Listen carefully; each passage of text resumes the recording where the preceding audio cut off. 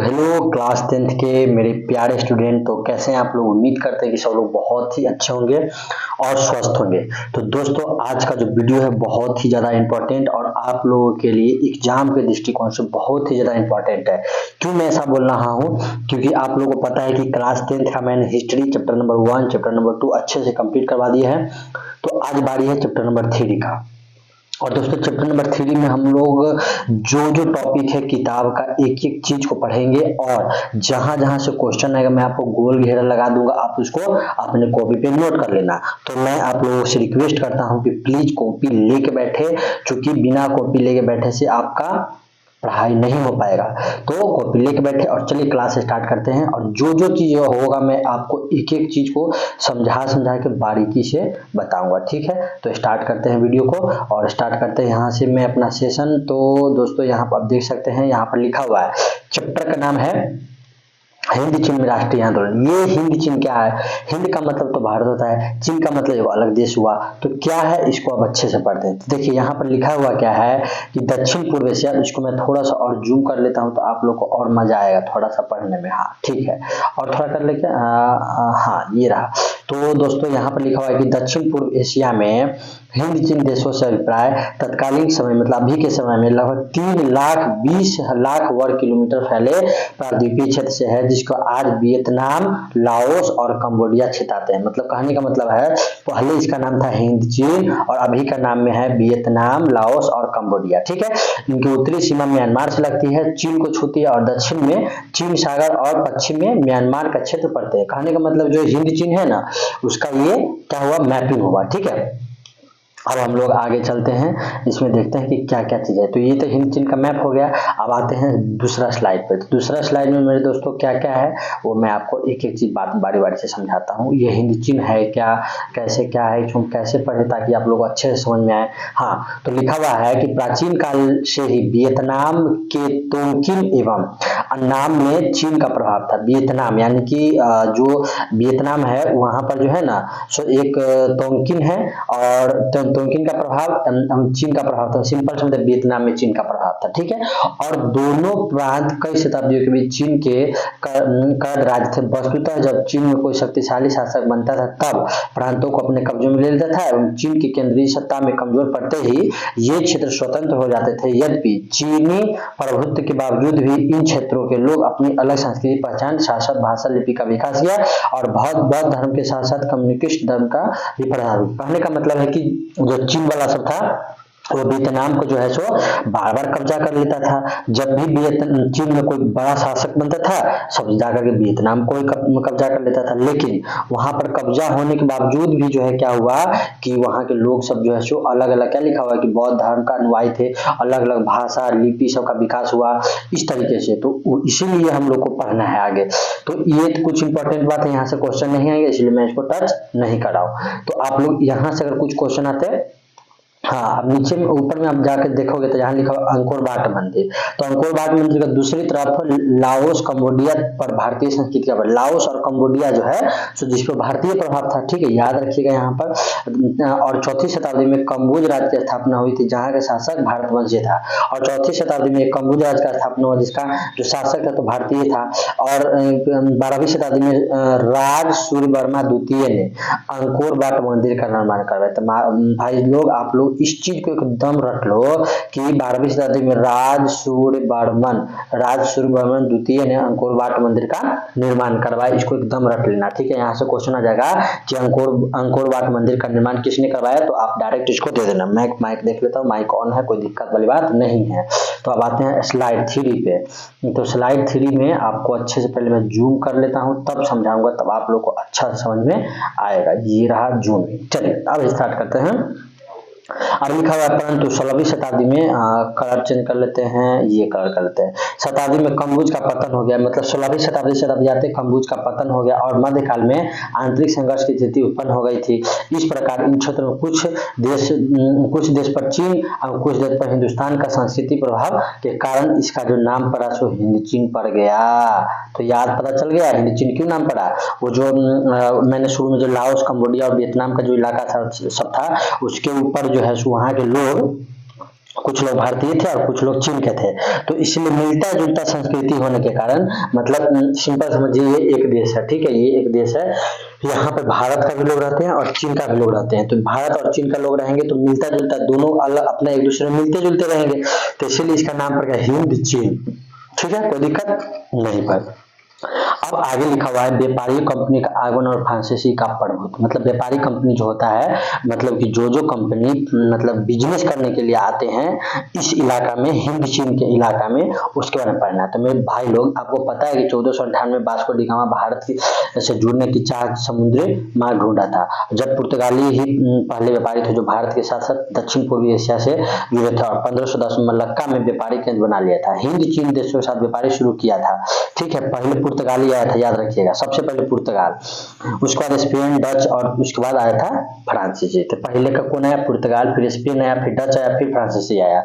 इन कंपनियों में फ्रांसीसी को छोड़ किसी इन भूभाग पर राजनीतिक प्रभुत्व कायम करने का प्रयास नहीं किया, मतलब लेकिन जो भी 4 कंपनियां है ना, ये सब हिंद चीन के इलाका में ज्यादा दिन तक नहीं रहा, लेकिन फ्रांसीसी को मन था यहाँ पर रहे। सिंपल बात समझ में आ गया, ठीक है। तो अभी हम लोग स्टार्ट कहाँ से किए थे मेरे भाई लोग? तो स्टार्ट किए थे हम लोग शुरू से जो हिंद चीन का नाम कैसे पड़ा, और आप देख रहे हैं कि हिंद चीन में बिजनेस करने के लिए ये पुर्तगाली लोग, डच लोग, इंग्लैंड लोग, फ्रांस लोग, तो तीनों इसको कोई ज्यादा मतलब नहीं था, लेकिन जो फ्रांसीसी था, ये यहाँ पर लिखा हुआ है ना, फ्रांसीसी का आगमन हुआ, इन कंपनियों को फ्रांसीसी को छोड़कर कोई ज्यादा नहीं था, लेकिन प्रयास किया, लेकिन फ्रांस शुरू से इन दिशा में प्रसारित रहा और 17वीं शताब्दी में बहुत से फ्रांसीसी व्यापारी पादरी हिंद और चीन पहुंच गए। समझ में आ गया?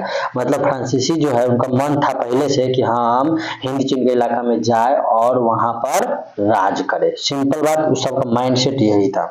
आगे सन 1747 में फ्रांसीसी अन्नाम में रुचि रखने लगा। वहां का जो अन्नाम है हिंद चीन में एक इलाका है जो अन्नाम, वहां पर उसको मन लगने लगा, चाहा कि इसको कब्जा करते हैं। 1787 में कोचीन के शासक के साथ संधि करने का उसको मौका मिल गया। देखिए संधि मतलब क्या होता है पता है? मतलब मान के चलिए ये राजा हुआ, मतलब इसको ऐसे समझिए कलम हुआ, तो ये इलाका हो गया फ्रांस का, और ये इलाका है मतलब ये यहाँ पर है फ्रांसीसी और यहाँ पर है राजा। तो ये फ्रांसीसी जो है सो राजा के पास उठ के जाएगा, ठीक है, और बोलेगा कि राजा साहब आप जो है ना सो हमको अपने इलाका में रहने दीजिए, और हम कोशिश करेंगे आपके इलाका को ज्यादा बड़ा कर दे, आपको जो है ना जो दूसरा देश वाला सब आपके देश में आकर के बिजनेस कर रहा है, अगर आपको सताएगा तो उसको भी मार के बिलगा देंगे। तो संधि का मतलब होता है कि दोनों का फायदा हो, राजा का भी फायदा, आप जो आपसे संधि कर रहा है उसका भी फायदा। लेकिन यहाँ हुआ क्या सो पढ़ते हैं।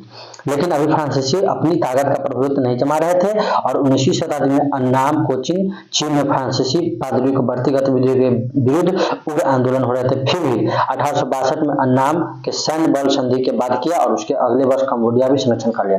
धीरे धीरे क्या हुआ, संधि मौका मिल गया, और धीरे धीरे क्या हुआ कि राजा से वादा किया था और खुद फ्रांसीसी वाला से अलग दुनिया में चला गया। वो सब क्या काम किया, धीरे धीरे हिंदी चीन के लोगों को जो है सो क्या किया, सताना स्टार्ट कर दिया, नया नया नौटंकी नियम से लगा दिया, इससे वहां का लोग सब घुसिया गया। और उसके बाद क्या क्या हुआ सो अब यहाँ पर पढ़ेंगे, ठीक है। अब क्या हुआ, फ्रांसीसी पादरियों बढ़ती गतिविधि उग्र आंदोलन हो रहे थे। फिर 1862 में अन्नाम का सैन्य बल संधि के लिए बाध्य किया गया। उसके अगले वर्ष कंबोडिया के संरक्षण में ले लिया गया, और 1783 में तोंगकिंग में फ्रांसीसी सेना का प्रवेश हुआ, और इस तरह 20वीं शताब्दी के आरंभ में संपूर्ण हिंद चीन फ्रांस के अधीन था। बताइए, आया था बिजनेस करने, है कि नहीं? तो भारत वाला बात हो गया मेरे भाई। अंग्रेज सब आया था बिजनेस करने, अब एकदम रह गया 200 साल तक, तो वही बात इसका भी हो गया। आया था फ्रांस हिंदी चीन में बिजनेस करने, यहीं पर खुट्टे काट के रह गया। तो ऐसा इंसान सब होता है यार, क्या ही बताया। फ्रांस द्वारा उपनिवेश स्थापना का उद्देश्य, अब देखिए मतलब फ्रांस जो है तो उसका मेन मोटिव यही था कि यहाँ पर जो है सो उपनिवेश जो है सो स्थापित किया जाए, ठीक है। तो अब यहाँ पर कैसे हुआ, फ्रांस द्वारा हिंद चीन को अपना उपनिवेश बनाने का प्रारंभिक उद्देश्य डच एवं ब्रिटिश कंपनियों के व्यापारिक प्रतिस्पर्धा का सामना करना था। कहने का मतलब है, आपको पता है कि इससे पहले जो है सो डच और सब यहाँ पर था, तो उसको मतलब अगर किसी को कोई इलाका में खुट्टा गाड़ना है तो सबको भगाना पड़ेगा कि नहीं? सिंपल बात समझिए। भारत में फ्रांसीसी कमजोर पड़ रहे थे, चीन में उनकी व्यापारिकता प्रतिद्वंद मुख्य रूप से इंग्लैंड से था, और अतः सुरक्षात्मक आधारित रूप से उन्हें हिंद चीन के क्षेत्रों में उचित लगा, और वहां खड़े होकर वे दोनों तरफ भारत और चीन को मतलब कि देखने लायक। कहने का मतलब है कि चीन में फ्रांसीसी आ चुका है और पहले से ही पुर्तगाली आ रखा है, डच आ रखा है, इंग्लैंड आ रखा है। तो अब फ्रांसीसी चाहेगी पूरा हिंद चीन हमारा हो जाए, तो क्या होगा, डच को भगाना पड़ेगा, इंग्लैंड वाला को भगाना पड़ेगा और पुर्तगाली को भगाना पड़ेगा, तब ना पूरा इलाका होगा अपना। अब यहीं से मोड़ बदलता है, ठीक है। तो हम लोग चलते हैं अब अगले स्लाइड पे। तो ये रहा अगला स्लाइड। अब इसमें पढ़ते हैं कि क्या क्या। अब याद रखिएगा कहाँ है हम लोग, फ्रांसीसी चट्टा जो है सब पूरा तहलका मचले है, ठीक है। अब है जो कठिन परिस्थितियों के संभल सके थे, दूसरे औद्योगिकरण के लिए कच्चे माल की आपूर्ति उपनिवेशों से होती थी एवं उत्पादित वस्तुओं के लिए बाजार भी उपलब्ध होता था। तीसरे पिछड़े समाज को सभ्य बनाना विकसित यूरोपीय राज्यों को स्वदेशी था। मतलब सिंपल है, फ्रांसीसी जो है से क्या चाह रहा है, हिंद चीन को बड़ा बना, यह सब वादा कर रहा झूठे के। फ्रांसीसियों में प्रारंभिक शोषण व्यापारी नगरों को बंदरगाह से शुरू किया और उसके बाद उन्हें भीतरी ग्रामीण इलाकों में किसानों को शोषण करना शुरू किया। तोंकिन के जीवन का आधार लाल घाटी थे, जो कंबोडिया का मेकांग नदी का मैदानी क्षेत्र, कोचिन का मेकांग का डेल्टा क्षेत्र, चीन में सटे राज्य, खनिज संसाधन, कोयला, टीन, जस्ता, टंगस्टन, क्रोमियम आदि मिलते थे।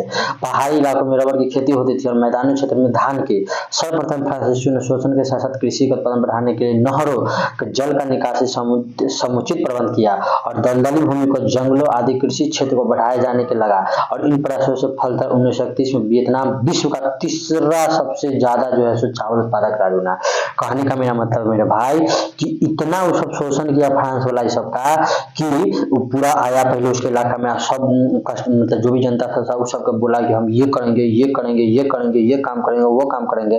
तो जनता को भी लगा कि भाई साहब कितना अच्छा फ्रांसीसी है। और उसके चक्कर में जो है फ्रांसीसी क्या काम किया, उन लोगों ने नहर खोलवा दिया कृषि, लेकिन खोलवा तो दिया, लेकिन मेन मकसद क्या था पता है, ये यहाँ पर ज्यादा ज्यादा कृषि करवाए और ज्यादा ज्यादा अन्न होगा उसको बेच के हम पैसा कमाए। बताइए, समझ रहे हैं दिमाग इसका। अच्छा अगले स्लाइड पर हम लोग चलते हैं। अच्छा इसी में है अभी और बात हम लोग। अच्छा वियतनाम तीसरा, और इतना ज्यादा जो है सो वहाँ का लोग से चावल का खेती करवाया कि 1931 में वियतनाम विश्व का तीसरा चावल उत्पादक राज्य बना था, देश बना। और रबर बागानों, फार्मों, मजदूर एक तरफा व्यवस्था पर काम किया था। जमींदार अपने विकृत रूप से आ चुकी थी। हालांकि इस दौरान पूरे उत्तर दक्षिण हिंद चीन का संरचनात्मक विकास तीव्र गति रहा एवं विशाल रेल नेटवर्क एवं सड़क का जल सा बिछ गया, परंतु किसानों मजदूरों का जीवन स्तर गिरता जा रहा था क्योंकि सारी व्यवस्था शोषण मूलक थी। जहां तक शिक्षा का प्रश्न था, शिक्षा का अब तक परंपरागत स्थानीय भाषा एवं चीनी भाषा में शिक्षा पा रहे थे लोग को, अब फ्रांसीसी भाषा में शिक्षा दी जाने लगी, परंतु इस क्षेत्र में बसने। तो अब क्या हुआ, यहाँ तक तो हो गया, लेकिन जो भी एक तरफा व्यवस्था मेरे भाई, तो यहाँ से क्वेश्चन बनता है, आप लोग अपना नोट कर लेना। क्या क्वेश्चन पूछेगा, कहेगा एक तरफा बंद व्यवस्था से आप क्या समझते हैं। ध्यान से सुनिए, एक तरफा बंद व्यवस्था से क्या समझते हैं, तो लिखिएगा कि एक तरफा व्यवस्था एक तरह की बंधुआ मजदूरी थी, वहां मजदूरों का कोई अधिकार नहीं था, जबकि मालिकों को असीमित अधिकार प्राप्त है। कहने का मतलब मान के चलिए हम हुए मजदूर और आप लोग जो हमारे व्यूअर्स हुए वे हुए हमारे मालिक, तो वहां पर हम मालिक आप हुए, आप जो बोल देंगे वही चीज होगा। अगर आप सब्सक्राइब कर देंगे तो हम स्टार बन जाएंगे, अगर सब्सक्राइब नहीं करेंगे तो मजदूर का मजदूर रहेंगे। तो बस वही बात हुआ कि मजदूर लोग को वहां कोई वैल्यूएशन नहीं था और जो मालिक सब था वही उसका वैल्यूएशन था। इसी तरह आप लोग भी है, अगर अच्छा से सब्सक्राइब कर दोगे तो हम बहुत ऊपर चले जाएंगे, और नहीं करोगे तो जहां है वहीं रह जाएंगे। सिंपल बात समझिए। अब यहाँ पर क्या हुआ कि जहां तक शिक्षा का प्रश्न था, अब परंपरागत स्थानीय, मतलब वहां पर वो शिक्षा वगैरह जो है तो पहले हिंद चीन वगैरह का भाषा लोग पढ़ता था, लेकिन अब फ्रांसीसी वाला बोल दिया कि नहीं, अब फ्रांसे का भाषा पढ़ेगा सब। परंतु क्षेत्र वाले फ्रांसीसियों ने शिक्षा का प्रसार सकारात्मक प्रभाव डर था, अतः आम लोगों में शिक्षा से दूर रखने का प्रयास किया जाने लगा। और देखिए फ्रांसीसी सबको इतना पता था कि अगर ये लोग शिक्षित हो गया तो हम लोग को भगा देगा, तो ये क्या काम किया कि वहां के लोग को शिक्षा देने नहीं करता था, मतलब जो लोकल लोग सब था जिसके इलाका में गया फ्रांसीसी राज करने, वहां के लोग को शिक्षा नहीं देता था। कहते बाबू तू सब पढ़ लिखे क्या करेगा, चोट्टा सब तुम लोग नहीं पढ़ो जाओ, ठीक है। और क्या हुआ कि प्रयास किया जाना, इसके लिए स्कूल में अंतिम साल की परीक्षा पढ़ाई अधिकतर स्थानीय बच्चों को फेल कर दिया जाता था। जैसे में क्या होता था कि अगर जो बच्चा हिंद चीन का बच्चा से जो पढ़ने आता था स्कूल में, उसके बच्चा को फेल कर देता था। मतलब इतना दिमाग का तेज था फ्रांसीसी।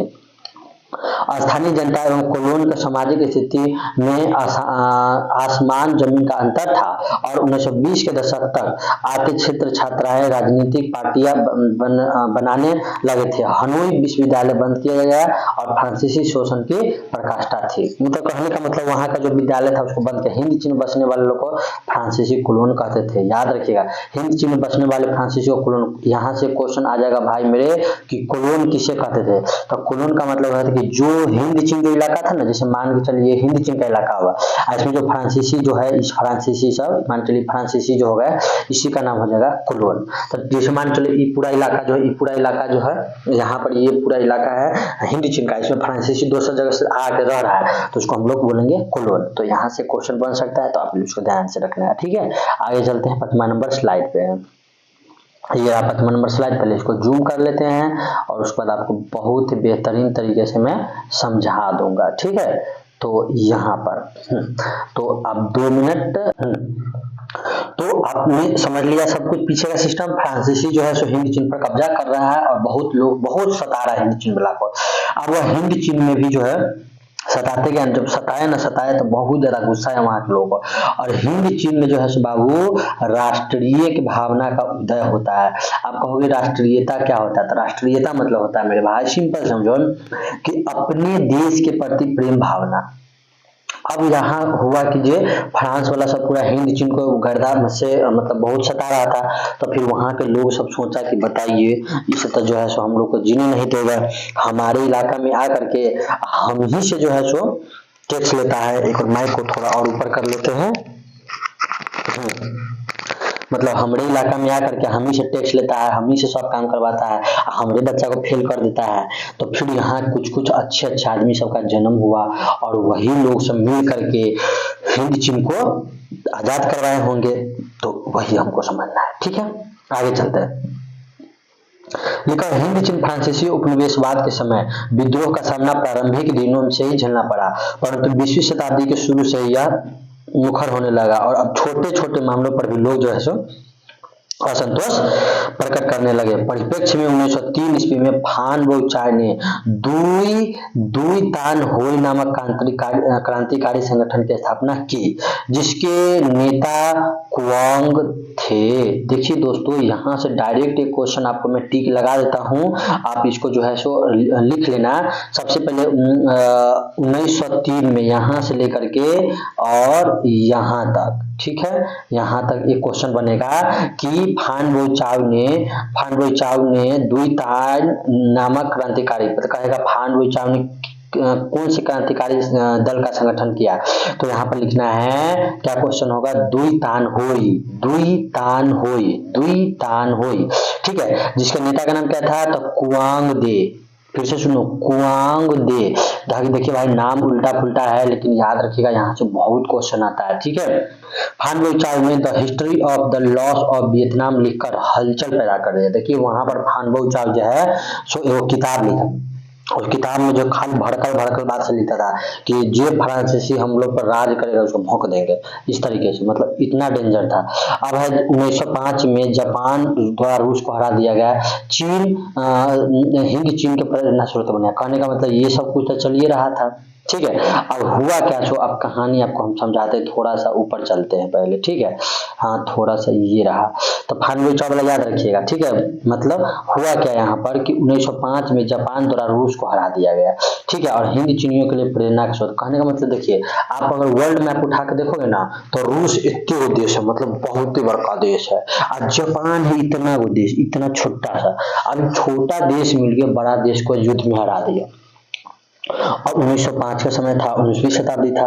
यहाँ पर जो है सो हिंद चीन के लोग को लगा कि बताइए, जब इतना वो देश मिल के रूस ऐसे देश को हरा दिया, तो हम लोग मिल करके सारा जनता मिल जाएंगे, तो फ्रांस वाला यहाँ से नहीं भागेगा रे। अब यहाँ पर सब लोग के अंदर में उड़ गया कि अपना देश हिंद चीन जिंदाबाद करने लगा सब।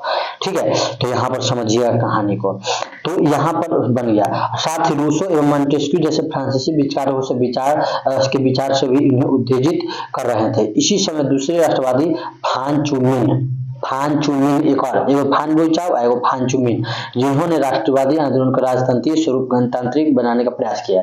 जापान में शिक्षा प्राप्त करने पर गए और छात्र इसी तरह के विचारों के समर्थन थे। सन्यात से नेतृत्व में चीन को सत्ता परिवर्तन ने उन्हें बढ़ावा दिया और इन्हीं छात्रों में वियतनाम कुआन ऊ हुई वियतनाम मुक्ति एसोसिएशन की स्थापना की। मतलब कहने का मतलब है कि ये जो एगो संस्था है वियतनाम कुआन हो हुई, ये जो है सो वियतनाम के जो है सो चाहे इसको वियतनामी मुक्ति एसोसिएशन के नाम से इसको वहां के छात्र द्वारा स्टूडेंट द्वारा जो स्थापना करवाया गया।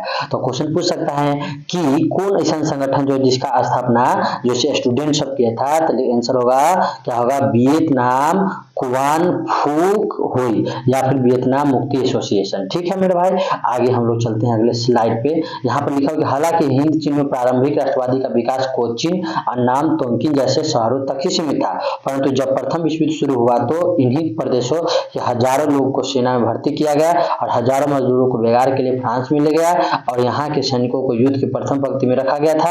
अतः मारे जाने के बाद इनकी संख्या ज्यादा होती थी और सब बातों को प्रतिक्रिया हिंद चीनों लोग और 1914 में। कहने का मतलब नहीं समझे कि जब प्रथम विश्व युद्ध हुआ ना तो फ्रांस वाला सब क्या किया कि हिंद चीन के लोग को पकड़ पकड़ कर ले गया, युद्ध में जाकर सबको धकेल दिया, बोला जाओ चट्टा सब हमारे तरफ से युद्ध लड़ो। अब यहाँ पर कहानी क्या होता है समझते हैं। उसके बाद 1914 में ही देशभक्तों में एक वियतनामी राष्ट्रवादी दल का संगठन बना जिसका पहला अधिवेशन कैंटन में, याद रखिएगा कैंटन। यहाँ से बाबू डायरेक्ट क्वेश्चन बोलता है कि पहला राष्ट्रवादी दल का संगठन जिसका अधिवेशन कहाँ हुआ था, तो कैंटन में 1914 में। देशभक्त मतलब है कि जो वहाँ के जो देशभक्त से साथ जो मतलब चाहता था कि हिंद चीन आजाद हो जाए, उस सब मिलके वो दल का एगो संगठन का स्थापना किया जिसका नाम था वियतनामी राष्ट्रीय दल। फिर से सुनो वियतनामी राष्ट्रीय दल, फिर से सुनो वियतनामी राष्ट्रीय दल। इसका पहला अधिवेशन मीटिंग कहाँ हुआ, कैंटन में, कैंटन में। ठीक है, तो याद रखिएगा ये बात, क्वेश्चन यहाँ से बनेगा। लेकिन संस्थापित फ्रांसीसी सरकार ने इसे कुचल डाला और दूसरी तरफ जनता के हालात निरंतर दयनीय होते जा रहे थे। हिंद चीन कृषि के उत्पादन, व्यापार, मत्स्य व्यापार पर नियंत्रण था, फिर भी मुख्य राजनीतिक से अलग हो रहे थे। इसी कारण जनता में इसे क्रुद्ध होकर 1919 में चीनी बहिष्कार आंदोलन शुरू किया बाबू, यानी कि ले दे के जो है सबको परेशान कर दिया था फ्रांस वाला और 1919 में सब पिनका और स्टार्ट हुआ युद्ध। ठीक है, आगे हम लोग चलते हैं। अगले स्लाइड में है कि हिंद चीन ने फ्रांसीसी प्रभुत्व को, तो मैं माइक चेक कर लेता हूं बारी बारी से। हिंद चीन ने फ्रांसीसी प्रभुत्व की स्थापना के साथ ही शासन व्यवस्था पर ध्यान किया और हालांकि कोचीन चीन सीधे फ्रांसीसी प्रशासन में था, जबकि अन्य 4 प्रांतों की अन्नाम, कंबोडिया और लाओस पुरातन राजवंश में ही काम था। मतलब कहने का मतलब ये 4 जो था ना सो डायरेक्ट जो है सो फ्रांस के कब्जा में नहीं था, इस जिसके लिए रेजिडेंट की नियुक्ति होती थी और प्रथम विश्व युद्ध के बाद प्रशासन में कुछ उदार नीति अपनाई गई और कोचीन चीन के लिए एक।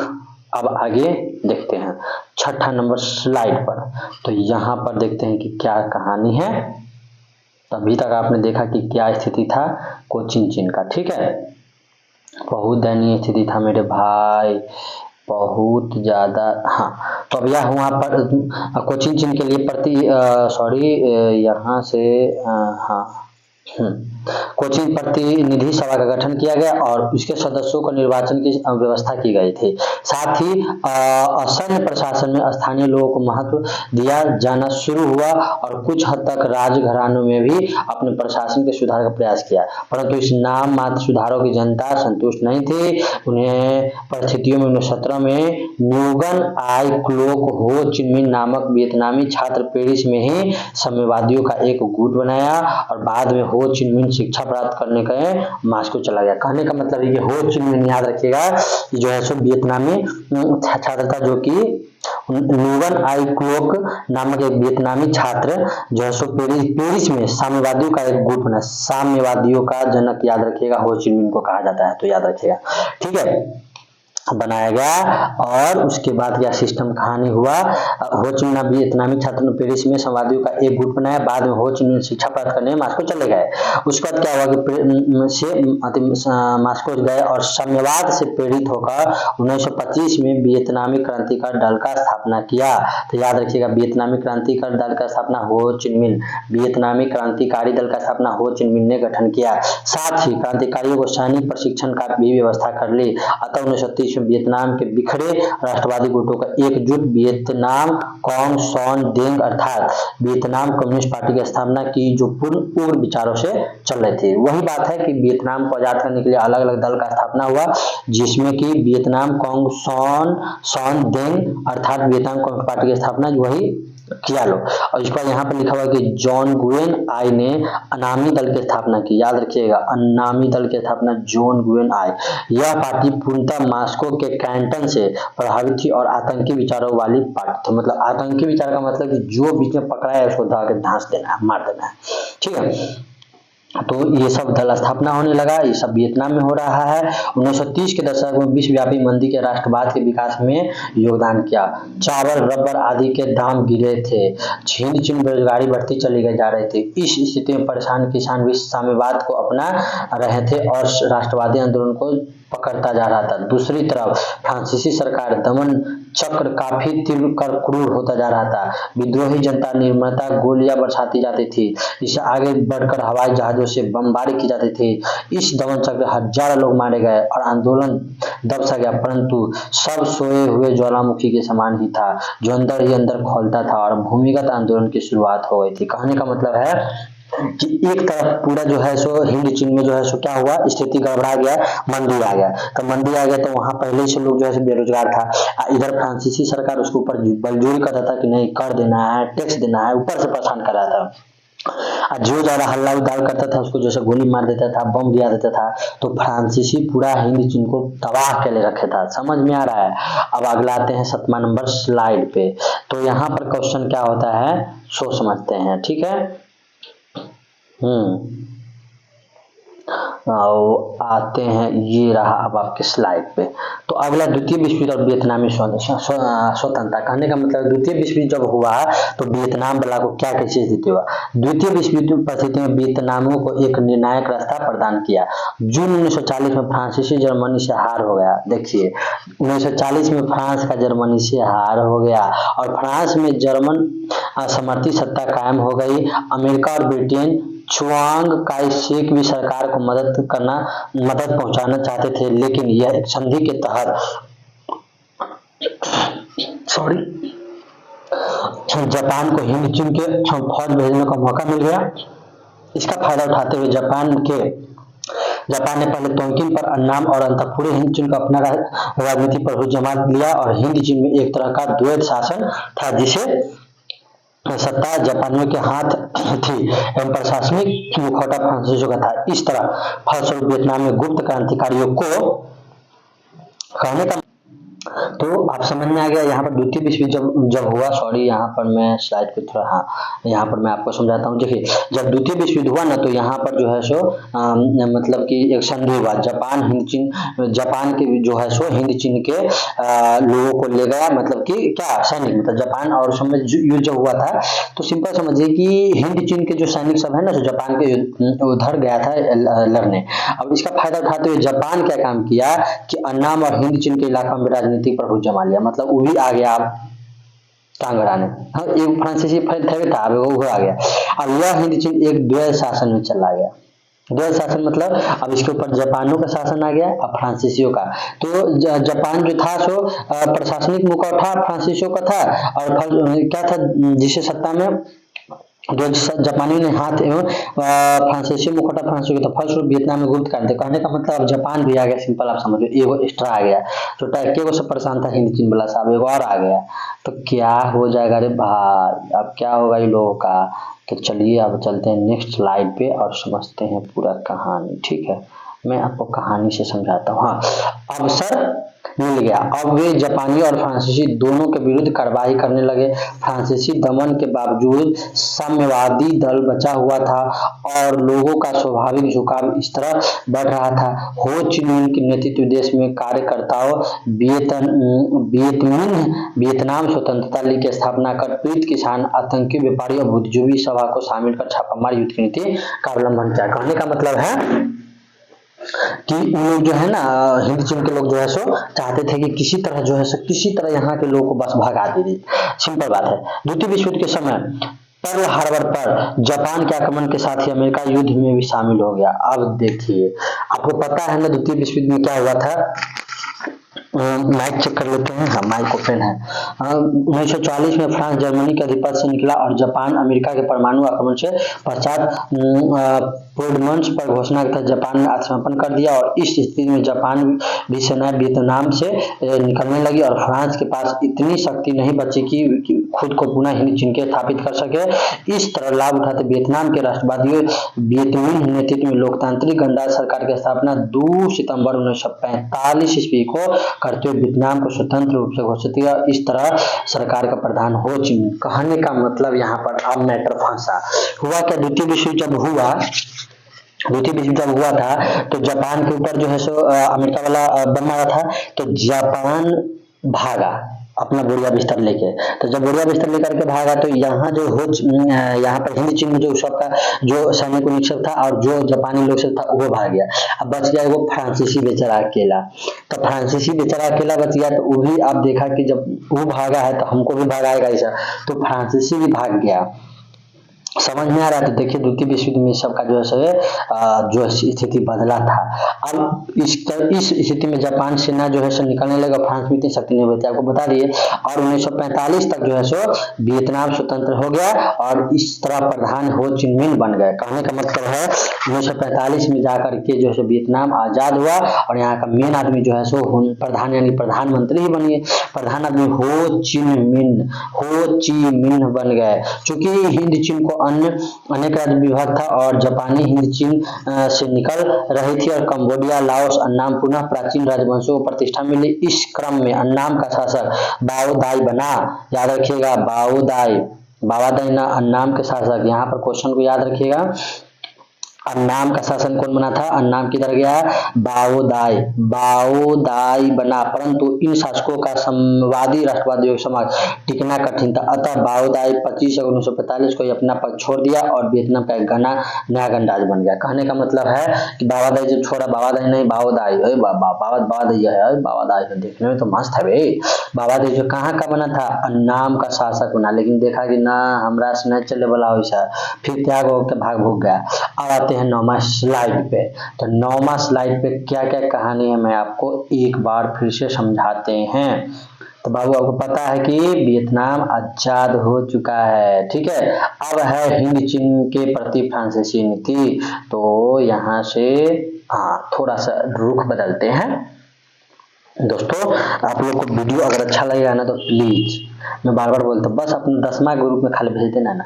अगला यहाँ से आते हैं। द्वितीय विश्व युद्ध के पश्चात Britain, Holland, America, France, Germany दक्षिण पूर्व एशिया में अपने राज्यों का पुनर्स्थापना में लगे हुए थे। फ्रांस भी हिंद चीन अपने डूबे साम्राज्य को बचाना चाहता था। उसे अपने औपनिवेशिक तंत्र की योजना बनाई और फ्रांसीसी उपनिवेश की योजना। फ्रांस में विशाल साम्राज्य को यूनियन दल बनाया जाएगा जिसमें सभी अधीनस्थ उपनिवेश रहेंगे। हिंद चीन में फ्रांसीसी महासंघ के स्वतंत्र रहेंगे। हिंद चीन के संरक्षित राज्यों को कोचिन चीन मिलाकर संघ बनाया गया और हिंद चीन में विदेश नीति मिशन पर फ्रांस का नियंत्रण रहेगा। मतलब फ्रांस वाला जो था सो हिंद चीन के बारे में बताया गया छोटा। अब देख हम तो युद्ध खत्म हो लो, लेकिन अब हम तोरा यहाँ खुट्टा गाड़ के रह गो, ठीक है, देख रहे हैं। तो द्वितीय मतलब उसका जो नीति सब था सो है नियम, ठीक है ना। अब क्या हुआ, फ्रांस ने घोषणा की फ्रांस विशाल राज्य को यूनियन बना दिया जाएगा जिसमें अधीनस्थ उपनिवेश शामिल रहेंगे। इस महासंघ का एक अंग हिंद चीन भी रहेगा। अधीनस्थ उपनिवेश में सेना में विदेश नीति का फ्रांस पर नियंत्रण रहेगा। राष्ट्रमंडल का विस्तृत रूप रहेगा। परंतु जापानी सेना को हटते ही फ्रांसीसी सेना ने सैगाम पहुंची और वियतनामी छापामार भयंकर युद्ध किया और फ्रांसीसी सेना ने सैगान के फांसी रही और अतः मार्च में हनोई समझौता फ्रांस में वियतनाम के बीच हुआ, जिसके तहत फ्रांस ने वियतनाम को गणराज्य के रूप में स्वतंत्र इकाई माना और साथ ही माना गया कि गणराज्य हिंद चीन संघ रहेगा और हिंद चीन फ्रांसीसी यूनियन में फ्रांसीसी सेना प्रवेश का अधिकार माना। कहने का मतलब यही हुआ कि फ्रांसीसी जो कुछ नियम उन्होंने जो लगा दिया था उसी के बारे में से बात हुआ। यहाँ से कोई क्वेश्चन नहीं आने वाला है, ठीक है। आगे है फ्रांस की महत्वाकांक्षी नीति के कारण वियतनाम के साथ हिंद चीन संघ निर्माण समझौता नहीं किया गया। फ्रांस चाहता था कि निर्मित संघ के अध्यक्ष उसके नियुक्त हाई कमिश्नर हो और वियतनामी नेता मांग थी कि संघ के सभी राज्य स्वतंत्र हो, तभी फ्रांस में कोचिन चीन एक पृथक सरकार स्थापित करे, जिससे हनोई समझौता टूट गया। फ्रांस में कुछ वियतनामी प्रतिक्रिया ताकतों का समर्थन मिला, जिनके सहयोग से नवगठित सरकार चलने लगी। अब तक हो चीन में ताकत इतनी नहीं हुई कि फ्रांसीसी सेना का प्रत्यक्ष मुकाबला कर सके, अतः गुरिल्ला युद्ध शुरू हो गए। यहाँ पर देखिए अब क्या हुआ कि फ्रांसीसी सब युद्ध जो हो गया, तो सब भाग हो गया, तब फिर फ्रांसीसी कम बैक किया। अब फिर जब कम बैक किया और फिर हिंद चीन में इनको जो अपना कब्जा में कर लिया। सिंपल बात समझिए। अब आते हैं अगला स्लाइड पे, यानी कि 10वां नंबर स्लाइड पे। तो 10वां नंबर स्लाइड में क्या था सो समझते हैं, गुरिल्ला युद्ध के बारे में। गुरिल्ला युद्ध यहाँ से क्वेश्चन पूछेगा, ठीक है मेरे भाई लोग, तो इसको जो है सो एकदम ध्यान से देखना, ठीक है। अच्छा, अब अगला क्या है, सिस्टम है गुरिल्ला युद्ध। गुरिल्ला युद्ध क्या था, तो देखिए गुरिल्ला युद्ध का लाभ उठाते हुए फ्रांस ने पेरिस के बाओदाई को बुलाकर वियतनाम का शासन बना दिया। अब देखिए गुरिल्ला युद्ध जो हुआ था, फ्रांस ने क्या काम किया पता है, पेरिस में बाओदाई को बुलाकर वियतनाम का डायरेक्ट शासक बना दिया। चूंकि फ्रांस को उम्मीद थी कि कम्युनिस्ट विरोधी वियतनामी बाओदाई का समर्थन करेंगे। अब तक पूरा विश्व के दो खेल में बढ़ चुका था, पूंजीवादी एवं साम्यवादी। पूंजीवादी देश या अमेरिका एवं ब्रिटेन का समर्थन भी फ्रांस को प्राप्त था। इसे हो चीन में कुछ परेशानियां उठानी पड़ी, क्योंकि अभी तक पूर्ण साम्यवादी सरकार का गठन नहीं कर पाया था। उसके संयुक्त मोर्चे पर गैर साम्यवादी राष्ट्रवादी ताकतें थी, परंतु 1949 में हो चीन मिन ने खुले तौर पर साम्यवादी चीनी गणराज्य को अपना आदर्श स्वीकार किया, अतः समाजवादी बन गया। 1950 में रूस चीन को वियतनाम गणराज्य मान्यता दे दी और अधिक सैनिक तत्कीय। तो कहने का मतलब यही हुआ कि एक आदमी चाहता था कि हम चीन को आजाद कराएं और एक चाहता था कि हम चीन को आजाद नहीं कराएं। यही सब फालतू की बात इसमें लिखा हुआ है, इसमें ज्यादा कोई इंपॉर्टेंस नहीं है। यहाँ पर लिखा हुआ है कि दिएन, देखिए यहाँ पर क्या लिखा हुआ है, दिएन बिएन कुफू के युद्ध में गोली चलाना वियतनामी सिपाही। वही युद्ध के बारे में कोई एक चित्र ले लिया होगा, यहाँ पर दर्शा रहा होगा। अच्छा, अब यहाँ पर आते हैं, तो पूरा कहानी आप लोग को समझ में आ रहा होगा। बस फ्रांस से फ्रांस आ रहा है कि नहीं। अब अगला सिस्टम है कि सन 1950 में हिंद चीन की स्थिति बहुत जटिल हो गई, क्योंकि उत्तरी वियतनाम में जो हिंद चीन सरकार थी और दक्षिण वियतनाम में फ्रांस के समर्थित बाओदाई की सरकार थी, और लाओस कम्बोडिया में पुराने राजतंत्र थे। फ्रांसीसी नियंत्रण में था। लाओस एवं कम्बोडिया में स्वतंत्रता की मांग जोर पकड़ रही थी। गुरिल्ला सैनिक लाओस कम्बोडिया के रास्ते दक्षिण वियतनाम पर धावा बोलते थे, पुनः जंगलों में छिप रहे थे। क्रम में दिएन बिएन फू पर गुरिल्ला सैनिकों ने भयंकर आक्रमण किया। इस युद्ध में फ्रांसीसी बुरी तरह हार गए। लगभग 16,000 फ्रांसीसी सैनिकों को आत्मसमर्पण करना पड़ा और दिएन में साम्यवादियों का अधिकार हो गया। कहने का मतलब है कि यहाँ पर जो है सो दिएन एक इलाका है, दिएन बिएन फू में साम्यवादियों का अधिकार हो गया, ठीक है। फ्रांसीसी को वैसे हरा दिया। अब आता है अमेरिका भी, तो क्वेश्चन पूछता है अमेरिका का हस्तक्षेप से, ठीक है। अब अमेरिका में क्या हो कि अमेरिका को अब फ्रांस का समर्थन कर रहा था, जो हिंद चीन का हस्तक्षेप की नीति अपनाई। साम्यवादियों का विरोध में थे। इसने घोषणा कर दी कि चूंकि रूस एक पक्ष पहले से समर्थन कर रहा था, अतः लगा था कि तृतीय विश्व युद्ध शुरू हो जाए। इन परिस्थितियों में 1954 में जिनेवा में हिंद चीन समस्या का वार्ता हेतु सम्मेलन बनाया, जिसे जिनेवा समझौता कहा जाता है। याद रखिएगा मेरे भाई लोग, जिनेवा समझौता किसे कहते हैं, तो यहाँ से क्वेश्चन आएगा। 1954 में जिनेवा में हिंद चीन समस्या का वार्ता है तो सम्मेलन बुलाया गया, जिसमें जिनेवा समझौता पूरे वियतनाम को दो हिस्सों में बांट दिया, ठीक है। जिनेवा समझौता जो हुआ उसमें वियतनाम को दो हिस्सों में बांट दिया गया, ठीक है। अब यहाँ पर लिखा हुआ है कि हुआ एवं बौद्धिक धार्मिक क्रांतिकारी आंदोलन था, जो शुरू हुआ था, जिसके नेता हुइन फूसो था। क्रांतिकारी उग्रवादी घटनाओं को भी अंजाम देते थे, जिसे आत्मदाह तक शामिल था। कहने को तो हुआ एक बौद्धिक क्रांतिकारी आंदोलन था, ठीक है, जो जिसके मेन नेता थे हुई फूसो था। हुई फूसो क्या नाम सब है, चोट्टा सब कहेंगे। 12 नंबर, ठीक है। फिर तो पीछे एक समझौता था जो कि मैं आपको बता देता हूँ, वहां से जिनेवा समझौता याद रखिए कब हुआ था, 1954 में, ठीक है। जिनेवा समझौता बहुत इंपॉर्टेंट है मेरे भाई लोग। अब आगे हम अपने कहानी को समझाते हैं और अगला मोड़ पे चलते हैं, ठीक है ना मेरे भाई। हाँ, तो अगला यहाँ पर लिखा हुआ है कि यहाँ पर हनोई नदी के सट्टे उत्तरी क्षेत्र को वियतनामी साम्यवादी और दक्षिणी वियतनाम अमेरिकी साम्यवादी सरकार को दे दिया गया। देखिए वियतनाम का इलाका था, ठीक है, तो उसको उत्तर वाला इलाका को जो है सो वियतनाम को और दक्षिण को जो है सो अमेरिका को दे दिया गया। और यहाँ एक धार्मिक वर्गीय आंदोलन था जिसे हुआ आंदोलन भी काफी आक्रामक हो गया। न्यू दियम ने बड़ी क्रूरता से आंदोलन को दबाना शुरू किया। लाओस कंबोडिया में जिनेवा समझौता के फलस्वरूप शासन व्यवस्था बदल गई, वहां वैध राजतंत्र के रूप में स्वीकार किया गया और संसदीय शासन प्रणाली अपना दिया गया। यद्यपि उन्हें तटस्थ देश माना जाने लगा, ठीक है, तटस्थ मतलब अकेला अलग, ठीक है, परंतु साम्यवादी प्रभाव इन देशों में बढ़ता जा रहा था। दूसरी तरफ अमेरिका इन क्षेत्रों में साम्यवादी प्रभाव जाने के रोकने में कृतवत। अब देखिए वहां पर पहले से वियतनाम में तो पहले से सब जापान फ्रांस में था, अभी अमेरिका भी आ गया। अब लाओस में जो है गृह युद्ध क्या है, अब इसको भी समझना पड़ेगा थोड़ा कहानी को, ठीक है। अब लाओस की राजनीतिक सीमा पूर्व में उत्तरी वियतनाम की सीमा से छूती थी। अब 1954 में स्पष्ट हो गया कि उत्तरी लाओस को दो प्रांत क्या लिखा हुआ है, फुंगसाली और होऊ अफराज समाजवादियों का प्रभुत्व था और अपने विस्तार के लिए उद्यत थे। लाओस में राजतंत्र हटाकर संसदीय प्रणाली अपनाई गई तो राजकीय अस्थिरता दौर शुरू हो गए।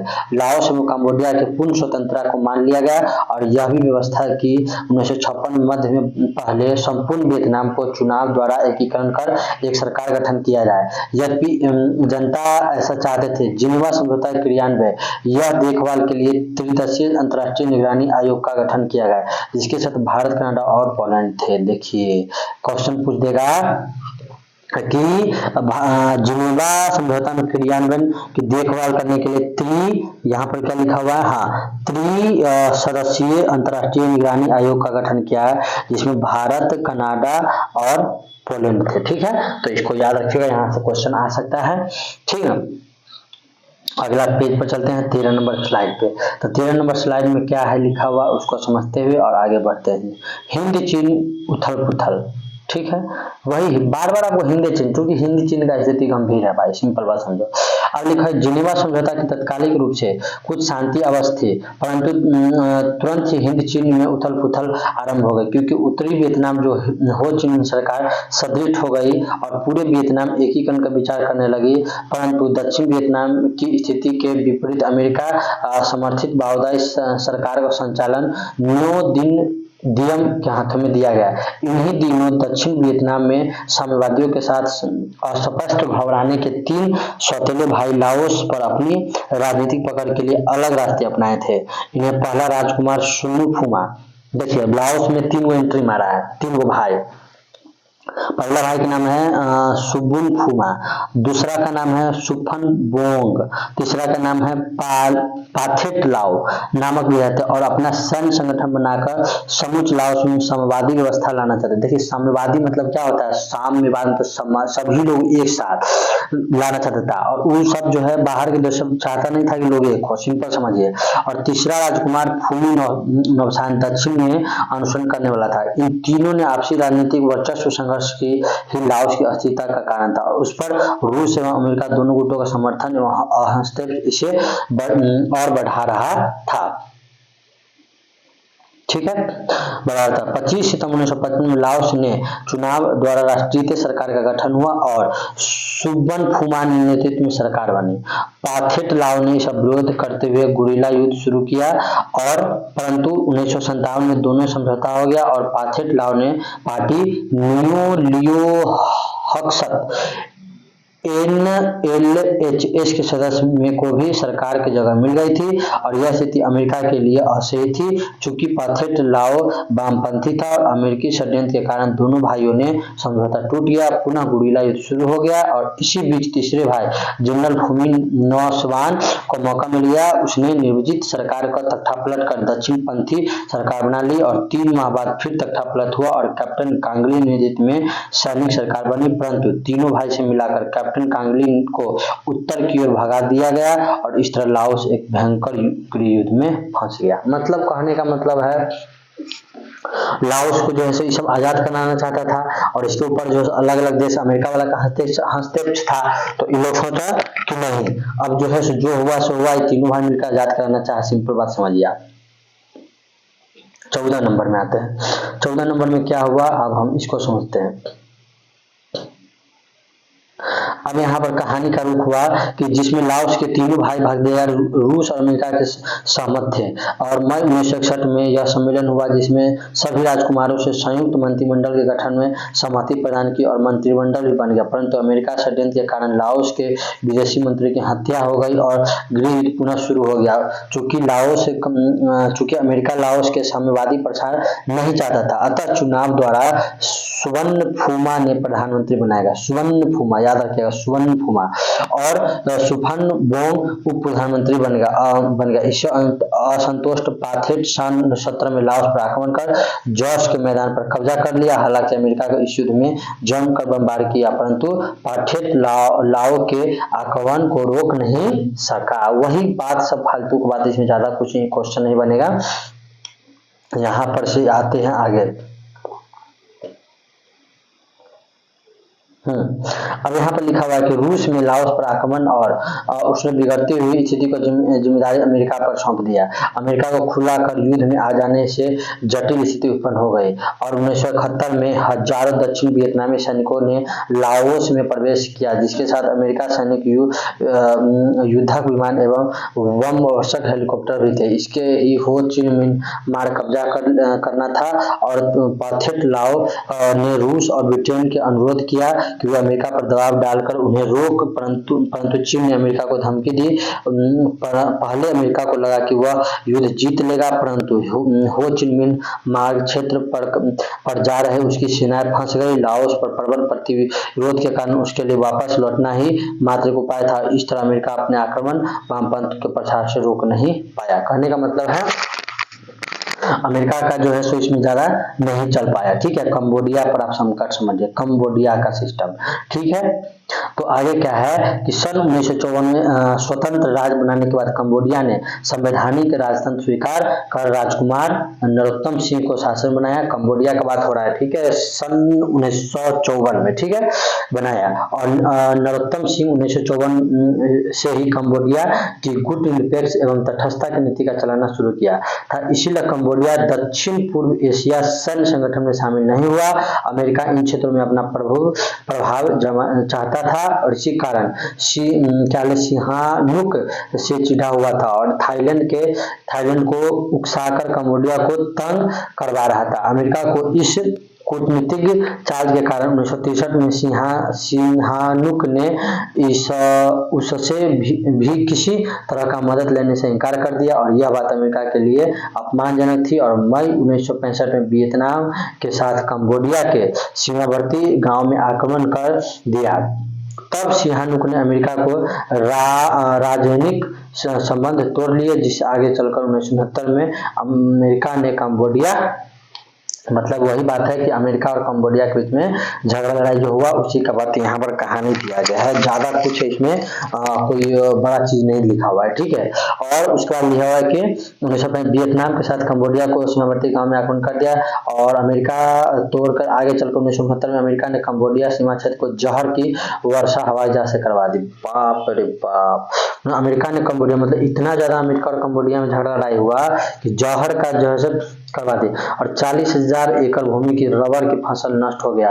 और तब सिंहासन ने मुआवजे की मांग अमेरिका से की, एवं रूस की ओर झुकाव दिखाते हुए पूर्वी जर्मनी ने रासायनिक संबंध बढ़ाना शुरू कर। तत्कालीन दो गुटीय विश्व व्यवस्था में पूंजीपति अमेरिका को यह नहीं चाहता था कि कंबोडिया साम्यवादी देशों, वही है कहने का मतलब है, नहीं चट्टा सब जो है ना अलग ही दुनिया में कंबोडिया पर जहर जो अमेरिका गिरा देता। अमेरिका शुरू से चुतिया हुए हैं, सबको पता है, सबसे बेकार कंट्री अमेरिका है भाई, चुतिया कंट्री बोल सकते हैं आप इसको, अपने फायदा में खाली रहेगा। ठीक है, देखिए कंबोडिया क्या हाल कर। अब क्या हुआ यहाँ से कहानी सो समझते हैं। अब लिखा हुआ अतः कंबोडिया को गुटनिरपेक्ष में एक पक्षीय मानते हुए एक आरोपी लगाएगा। सिहानुसेन सरकार का संबंध उत्तरी वियतनाम को वियतकांग से है, इसीलिए अमेरिका CIA के माध्यम से कंबोडिया दक्षिण पश्चिम को संगठित एवं सिहानुक को समूच करना चाहता था। अमेरिकी षड्यंत्र के कारण 1970 में दक्षिण पश्चिम को वियतनाम के दूतावास के समक्ष में उग्र प्रदर्शन किया और इस तरह परिप्रेक्ष्य सिहानुक ने वियतनाम के प्रति कठोर रूप अपनाया और 18 मार्च 1970 को कंबोडिया राष्ट्रीय संसद नरोत्तम सिंह का सर्वमत प्रस्ताव सत्ता को हटा दिया और जनरल नोल के नेतृत्व में सरकार में जिसे अमेरिका का समर्थन प्राप्त था। मतलब कहने का मतलब है उसको हटा दी उसको, ठीक है, उसे सब सिंहासन को हटा दिया और नयका बना जिसका नाम था जनरल नोल।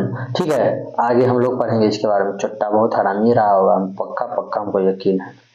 अगला है नरोत्तम सिंहासन ने पेकिंग के निर्वासित सरकार का गठन कर जनरल नोल को सरकार अवैध घोषित किया था। राष्ट्रीय संसद की मांग अब यहाँ पर थोड़ा सा चेंज कर लेते हैं, दिया और जनता को मौजूद सरकार को अपदस्थ करने के अपील किया और अप्रैल 1970 में सिंहासन ने नई सरकार को युद्ध छेड़ दिया जिसमें उत्तरी वियतनाम एवं वियतकांग सैनिक पर भरपूर मदद मिल रही थी और नरोत्तम सिंहासन को सेना विजयी होती हुई राजधानी नापने की ओर बढ़ रही थी। अमेरिका ने तुरंत इसे हस्तक्षेप किया और दक्षिण वियतनामी से अमेरिकी फौज कंबोडिया में प्रवेश कर और व्यापक संघर्ष शुरू होगा और यह युद्ध बड़ा भयंकर था। तो देखिए यहाँ पर मतलब अलग अलग अमेरिका से एंट्री मार दिया फालतू में, ठीक है ना। अब है अमेरिकी राष्ट्रपति, अमेरिकी राष्ट्रपति इस नीति का व्यापक विरोध अमेरिकी भी कर रहे थे। राष्ट्रपति निक्सन को अपनी सेनाएं वापस उड़ाने की घोषणा करनी पड़ी, परंतु दक्षिण वियतनाम ने अपनी सेना कंबोडिया में रहने देने का घोषणा कर स्थिति की और जटिल बना दिया। अब लग रहा था कि चीन भी कंबोडिया मामले में हस्तक्षेप करेगा। इस तरह एक बार पुनः दक्षिण पूर्व एशिया की सुरक्षा खतरे में पड़ गई थी और स्थिति को मापते हुए इंडोनेशिया ने इंडोसाई देशों का सम्मेलन बुलाने का प्रस्ताव किया और जो जकार्ता में एक सम्मेलन बना। यद्यपि सम्मेलन सफल और कंबोडिया की स्थिति परिवर्तन नहीं आया। कंबोडिया छापेमारी अमेरिका सेना के बीच युद्धों को बमबारी निरंकुश हत्याओं के इस दौर में 9 अक्टूबर 1970 को कंबोडिया राज्य घोषित किया, परंतु सिहानुसेन ने लोन उनकी सेनाओं का संघर्ष चलता रहा। 5 वर्ष पश्चात सिहानुसेन ने निर्णायक युद्ध का ऐलान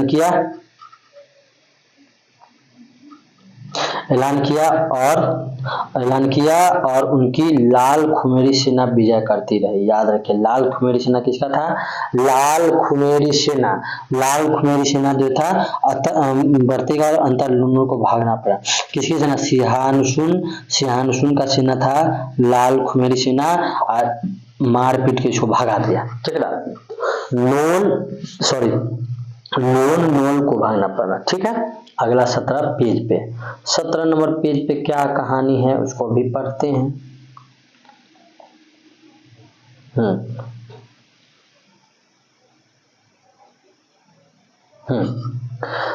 आगे आते हैं। अप्रैल 1975 में कंबोडिया गृह युद्ध के चक्कर में फिर फंस गया। मतलब घरे के युद्ध में गृह युद्ध पुनः समाप्त हो गया है और नरोत्तम सिंह पुनः राष्ट्रीय अध्यक्ष बने, परंतु 1978 में राजनीतिक संन्यास ले लिया, ठीक है।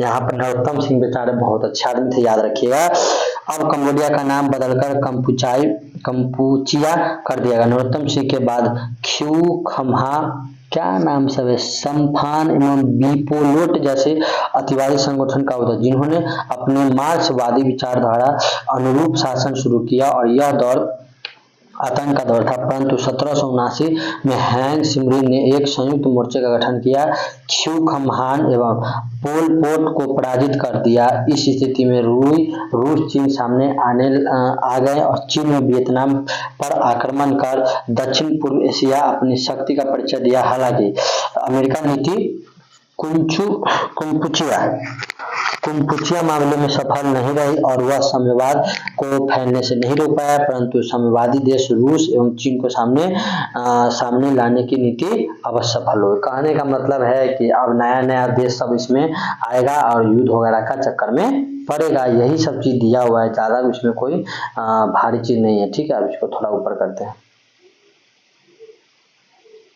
अब लिखो वियतनामी युद्ध और अमेरिका। ठीक है, वियतनामी युद्ध और अमेरिका के। तो अब क्या हुआ यहाँ पर सिस्टम कि जिनेवा समझौता को सॉरी यहाँ पे, हाँ, जिनेवा समझौता दो वियतनामी राज्यों को जन्मा जो आवश्यक हो गया था, परंतु अस्थायी शांति की उम्मीद नहीं के बराबर थी, क्योंकि उत्तरी वियतनाम में जहां साम्यवादी सरकार थी और वहीं दक्षिणी वियतनाम पूंजीवादी समावेशी सरकार थी। जिनेवा समझौता में कहा गया था कि अगर जनता चाहे तो मध्य 1956 तक चुनाव कराकर पूरे वियतनाम का एकीकरण कर सकते हैं। ठीक है, और उसी समय वियतनामी जनता के एकीकरण के पक्ष में आवाज उठाती रही, जिससे उत्तरी वियतनाम को पूर्ण समर्थन, जबकि दक्षिणी वियतनाम की जनता संपूर्ण प्रयासों से चूक गए। 1960 में वियतकांग राष्ट्रीय मुक्ति सेना का गठन अपने सरकार के विरुद्ध हिंसात्मक संघर्ष शुरू कर दी। 1961 में स्थिति इतनी बिगड़ गई थी कि दक्षिण वियतनाम में आपातकाल की घोषणा कर दी गई और वहां गृहयुद्ध शुरू हो गया। कहने का मतलब है कि जब जिनेवा समझौता जब हुआ था, जिनेवा समझौता, तो उसमें बोला गया था कि अगर जनता लोग अगर चाहेगा तो 1956 में जो है मतलब वो करवा करके चुनाव करवा करके और पूरा वियतनाम को जो है एक कर सकता है। ठीक है, लेकिन ऐसा नहीं हुआ मेरे भाई। ठीक है, अपने अपने सब झगड़ा करना स्टार्ट कर दिया। अमेरिका जो दक्षिण वियतनाम को साम्यवाद के प्रभाव को रोकना चाहता था और 1966 में सितंबर में शांति को खतरा नाम से श्वेत पत्र जारी कर उत्तरी वियतनाम को हो चिन मिन सरकार को इस गृहयुद्ध के लिए जिम्मेदार ठहराया। 1962 में शुरुआत में 4,000 सैनिक दक्षिण वियतनाम की मदद के लिए सांगोन भेज दिया गया और वास्तविकता यह थी कि न्यू दियम की तानाशाही अत्याचारों को जनता तंग हो चुकी थी और बौद्ध जनता धार्मिक असहिष्णुता के कारण आत्मदाह कर रही थी। इसी को लेकर 1963 में सेना ने विद्रोह कर न्यू, ठीक है, मतलब वहां के लोग सब इतना पागल सब था, अपने में अपने सब झगड़ा कर रहा था। हे भगवान,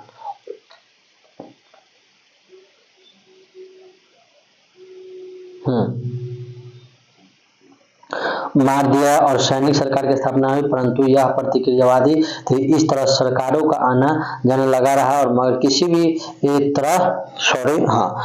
भी नीति का बदलती वियतनामी को संघर्ष चलता रहेगा। मतलब वियतनाम में हमेशा झगड़ा लड़ा है। ठीक है, 5 अगस्त 1964 को अमेरिका ने उत्तरी वियतनाम पर आक्रमण कर कुछ सैनिक अड़े तबाह कर दिया और अमेरिका ने चेतावनी भरी रूस को चीन ने दिया, परंतु इसका असर उस पर नहीं पड़ा। अमेरिका द्वारा शुरू किया गया यह युद्ध काफी हिंसक, बर्बर और अपूर्ण था। इस युद्ध में खतरनाक हथियार, टैंकों, बम वर्षों, विमानों का प्रयोग किया गया, साथ ही रासायनिक हथियार, नापाम एजेंट और एजेंट का बमों का जैसे इस्तेमाल किया। जैसे रासायनिक हथियार क्या था, ये इतना खतरनाक सब था कि क्या ही बताया। मतलब बहुत ज्यादा जनता के दोष दिया, बहुत ही ज्यादा। अब यहाँ पर लिखा हुआ कि रासायनिक हथियार क्या था, तो रासायनिक हथियार बाबू क्या होता है आपको पता है कि नापाम एक तरह का ऑर्गेनिक कंपाउंड था जो अग्नि बमों एवं गोलोसिन के साथ मिलाकर एक ऐसा मिश्रण तैयार करता था जो त्वचा पर चिपक जाता था और जलता रहता था, और इसका व्यापक पैमाना वियतनाम में प्रयोग किया गया था। मतलब वियतनाम में जो है सो इसका प्रयोग मतलब अमेरिका वाला से किया। अमेरिका वाला शुरू से ही क्रूर सब है। ठीक है ना,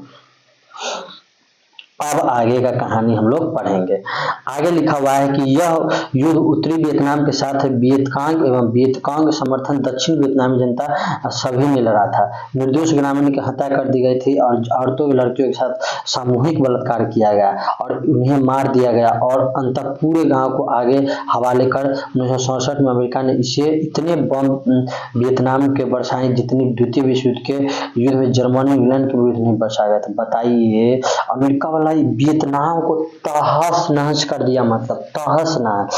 अमेरिका की इस तरह की कार्रवाई का विरोध राष्ट्रीय अंतर्राष्ट्रीय स्तर पर होने लगा और प्रसिद्ध दार्शनिक रसेल ने अदालत लगाया और अमेरिका को वियतनाम युद्ध के लिए दोषी करार दिया। इसके आर्थिक कुपरी परिणाम अपेक्षित होने लगे और प्रति 2.5 अरब डॉलर अमेरिका का खर्च वृद्धि हुई और अमेरिका अर्थव्यवस्था में डगमगोल होने लगा और अंतर्राष्ट्रीय बाजार में डॉलर का मूल्य काफी नीचे गया। परंतु अमेरिका के दक्षिण वियतनाम को अपनी प्रतिष्ठा का प्रश्न बना लिया था और समझौते के सारे प्रयास विफल करता हुआ युद्ध को जारी रखे हुआ था। मतलब कितना भी अमेरिका वो को बोलता था दूसरा देश वाला सा बातें नहीं मानता था, अमेरिका को उसका सिंपल था कि वियतनाम के कूच देंगे।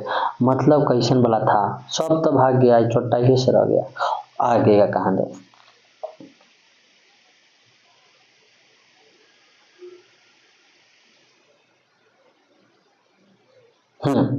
अब मेरे भाई देखिए एजेंट क्या था, यह एक ऐसा जहर था जिसे पेड़ों की पत्तियों पर झुलस जाते थे एवं पेड़ मर जाता था, जंगलों खत्म कर दिए जाते थे, जिसका प्रयोग किया जाता है, जिसका नाम ऑरेंज पटरियों वाले ड्रमों में रखे जाने के कारण पड़ा। अमेरिका इनका इस्तेमाल जंगलों को साथ खेतों आबादी दोनों पर जमकर किया। इस जहर का असर आज भी नजर आता है। जन्मजात विकलांग, मतलब इतना ज्यादा क्रूर कोई हो सकता है क्या मेरे भाई। अमेरिका वाला शुरू से जो है ना से खात्मे रह गया, बर्बादे देशे है साला, ठीक है। दूसरी तरफ वियतनामी अब साम्यवाद किसी अन्य बातों के लिए नहीं बल्कि अपने अस्तित्व और राष्ट्र के लिए लड़ पड़े थे। यहाँ तक वियतनामी महिला अपने पीठ पर बच्चों को बांधे फुल पैंट पहने हाथों में बंदूक को गश्ती लगाई थी और सीधे युद्ध में शामिल होती देखी जा सकती थी। फिर हो चिन मिन मार्ग मरम्मत करते हुए देखी जा सकती थी। प्राचीन नायिका को आख्यानित कर स्त्रियों को प्रेरित भी किया जाता है। इस तरह संदर्भ में त्रिअयु की कहानी भी सुनने को मिलता है, जिसे समय देवी की तरफ पूजा किया जाता है। 1968 में प्रारंभ में वियतकांग अमेरिका शक्ति की प्रति पूर्वी पेंटागन सहित ठिकानों पर धावा बोलकर अमेरिका को काफी क्षति पहुंची। अब देखिए यहाँ पर 1968 में जो है ना वियतनाम ने अमेरिका की शक्ति प्रति, देखिए वियतनाम भी अर्थी करता है। इन धावों से स्पष्ट कर दिया था कि वियतनाम हौसले अब भी काफी बुलंद है और यह स्पष्ट होगा कि वियतनामियों की रसद पहुंच वाला मार्ग है जो हो चिन मिन काफी मजबूत है, क्योंकि इन बमबारियों से नष्ट नहीं किया जा सकता था। भाई साहब देखिए इतना बर्बाद कर दिया, फिर उल्टा पलटवार किया उसको, ठीक है ना।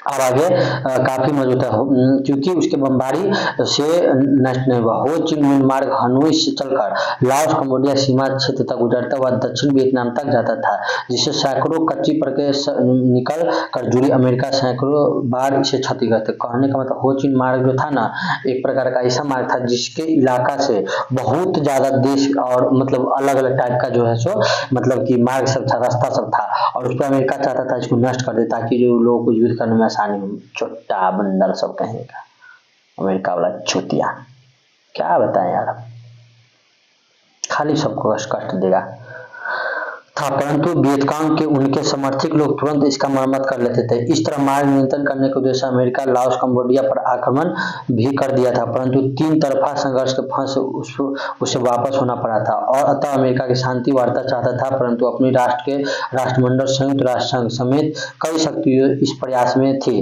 वार्ता शुरू हो अतः 1968 में देख रहे हैं 1968 में पेरिस के शांति वार्ता से अमेरिका हट के कारण 6 माह तक वार्ता एक ही जगह अटकी रही और वियतनामियों की मांग थी कि पहले बमबारी बंद हो और अमेरिका अपनी सेना हटाए। इस तरह कम 7 जून 1969 वियतनामी शिष्टमंडल में दक्षिण वियतनाम मुक्त क्षेत्र में वियतकांग के सरकारों का गठन की घोषणा की, जिससे रूस एवं चीन ने तुरंत मान्यता दे दी। इस तरह दरमियान वियतनामी राष्ट्रीय के जनक हो चिन मिन की मृत्यु हो गई, चूंकि उन्होंने अपने वसीयत दक्षिण वियतनाम की मुक्ति तक संघर्ष आह्वान किया था, अतः संघर्ष जारी रहा, ठीक है ना।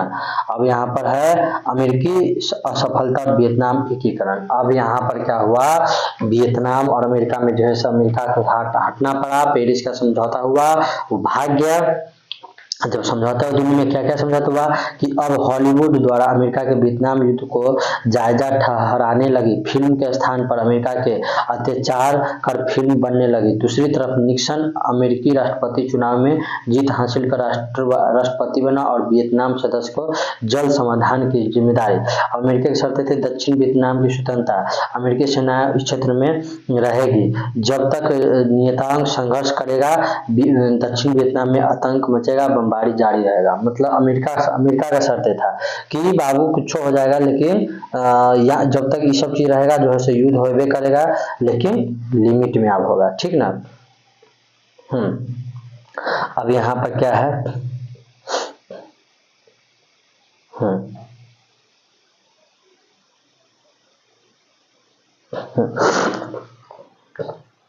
अब उस पर सौंपी गई अंतर्राष्ट्रीय दबाव बढ़ता जा रहा था और इस समय माई ली गांव की एक घटना प्रकाश में आई। अमेरिका से ना आलोचना हुई, पूरे विश्व में होने लगी। राष्ट्रपति निक्सन के शांति के लिए 5 सूत्री आयोजन की घोषणा की। पहला, हिंद चीन के सभी सेनाएं युद्ध बंद कर यथास्थान पर रहे।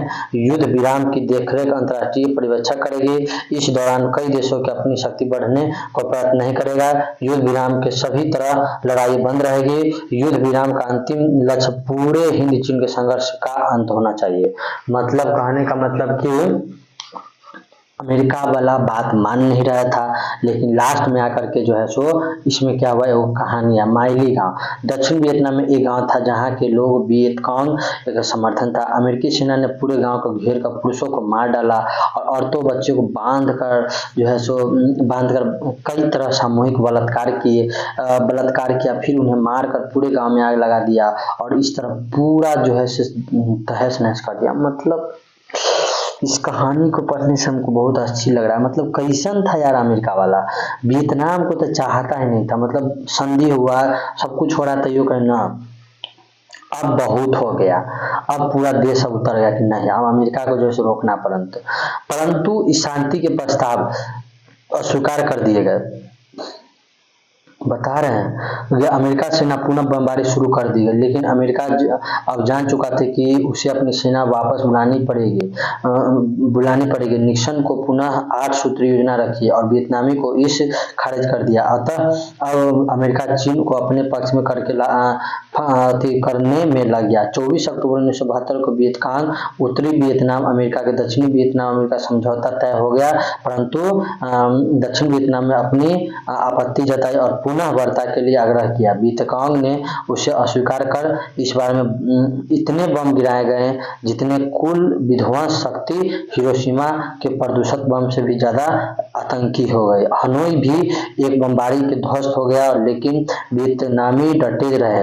अतः 17 फरवरी 1973 में पेरिस में वियतनाम युद्ध में समाप्ति के समझौते पर हस्ताक्षर हो गए और समझौते की मुख्य बातें थी कि युद्ध समाप्ति के 7 दिन के अंदर अमेरिका सेना वापस हो जाएगी। अतः दक्षिण वियतनाम परस्पर सलाह कर एकीकरण मार्ग खोजे और अमेरिकी वियतनाम को असीमित आर्थिक सहायता देगा। बताइए, फाइनली जो है सो 27 फरवरी को पेरिस में वियतनाम युद्ध का जो है सो शांति समझौता हुआ, हस्ताक्षर हुआ कि बाबू अब जो है सो युद्ध को समाप्त करो। बहुत ज्यादा हुआ, अतः इस तरह अमेरिका के साथ चला गया, युद्ध समाप्त हो गया और अप्रैल 1975 में उत्तरी दक्षिण वियतनाम एकीकरण हो गया। बताइए कहाँ से युद्ध स्टार्ट हुआ था, कहाँ पर आगे खत्म हो रहा है, ठीक है ना। तो अमेरिका वाला से तब पागले है, सबको पढ़ते हैं। अब समाप्त हो गया, सिस्टम पैके है, ठीक है। अब इसको समझ लेते हैं। इस प्रकार जो है, इस प्रकार 7 दशक से ज्यादा चलने वाला अमेरिका वियतनाम युद्ध समाप्त हो गया और इस युद्ध में 9855 एकड़ खर्च हुए। वही सब पैसा कितना खर्च हुआ, हेलीकॉप्टर नष्ट हुआ। इस सारी घटना से परिप्रेक्ष्य में धन बर्बाद हुए, अलावे अमेरिका साख को भी गहरा असर पड़ा। हिंद चीन तर बुरी तरह असफल रहा, अतः इसे अपनी सेनाएं हिंद चीन से हटानी पड़ी और देश को संपूर्णता को अखंडता को स्वीकार करना पड़ा। कहने का मतलब पूरा बर्बाद हो गया सब ले दे करके, ठीक है। और यहाँ पर एक बात लिखा हुआ है, इस घटना के परिप्रेक्ष्य में धन का बर्बादी हुई, अलावे अमेरिका की साख को भी गहरा आघात पड़ा। पूरे हिंद चीन बुरी तरह सफल रहा, अतः उसे अपनी सेना हिंद चीन से हटानी पड़ी और सभी देशों को संप्रभुता अखंडता को स्वीकार करना पड़ा। कहने का मतलब है कि हिंद चीन में अमेरिका वाला जब एंट्री मारा, ले देके सबका बर्बादी हुआ, ठीक है। और फिर इसके समझौता के साथ सब कुछ खत्म किया गया। तो दोस्तों मैंने आपको सब कुछ समझा दिया। अब इस चैप्टर का क्वेश्चन आंसर तो मैं अगले वीडियो में कराऊंगा। याद रखना, वीडियो अच्छा लगे तो प्लीज इसको एक बार सब्सक्राइब और अपने दोस्त के बीच शेयर कर देना। मिलते हैं नेक्स्ट वीडियो में, तब तक के लिए बाय।